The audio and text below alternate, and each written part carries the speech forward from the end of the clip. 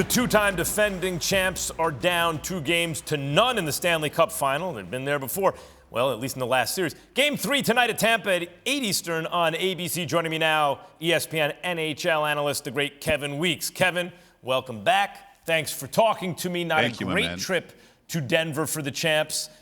Gave up a TD and the extra point in Game 2. I mean, it's a lot of goals. What are the chances they climb out of this 2-0 hole? Yeah, exactly. It looked like they were playing at Mile High. At this point now, the chances are slim, but I certainly think that there's a little glimmer of daylight. Why? They're playing at home here at Amalie Arena, where they've been great. They are the two-time repeat Stanley Cup champs. They are in pursuit of a three-peat. You have to think that the home cooking here, the sunshine, the vitamin D in Florida is going to give these guys a jolt that they need down here in Tampa. There's so much pride in that dressing room. I've spoken to different people in their group. They know that they got absolutely worked in Game 1 and 2.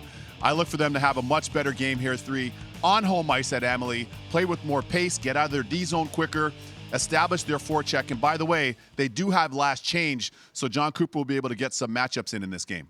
PK Subban told me that the Avs were the fastest team he'd ever seen. He told me that this morning on Keyshawn, J. Will, and Max in the morning. Fantastic radio show, by the way, 6 a.m. Eastern on ESPN Radio. Yes, sir. But the fastest he'd ever seen. Would you second that? I probably second that. Tell him he still owes me a little commission. He knows what we're talking about. It's all in love because he used to come to my camp as a kid back in Toronto. But I will say this. They are fast. The Avalanche are supersonic. And, you know, they do have the Air Force Academy out there in Colorado. The way these guys are skating right now, they look like some of these players could be in the U.S. Air Force with their speed, with the pace, with the acceleration. Nate McKinnon, of course. Kale McCarr, of course. Nichushkin, the big man, getting in on the forecheck. They're playing at a higher tempo and a higher speed. They've established that, and in so doing, they put Tampa on their heels. Tampa's been under duress when Tampa's in their D-zone. They're having difficult times getting exits out of the D-zone. So the only team I might have said that was as quick as what I'm seeing from Colorado is Team North America, the young stars playing in the World Cup that we had on ESPN in 2016. So that said, and what you said about the pride that the Lightning have in that building earlier, do we have a series on our hands, or is this thing basically a wrap? Who wins Game 3? I got to say, Tampa wins Game 3. Come on, Max.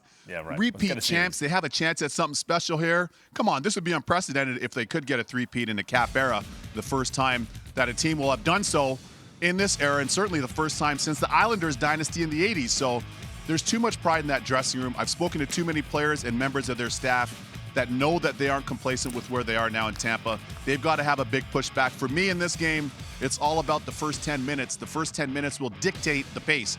And by the way, Max, I say this all the time. If you're the home team, get your favorite coffee, espresso, get some Red Bulls, do whatever you need to do to be ready to play, because we know the Avalanche have been much better starters in Games 1 and 2. Let's see what happens here in Game 3.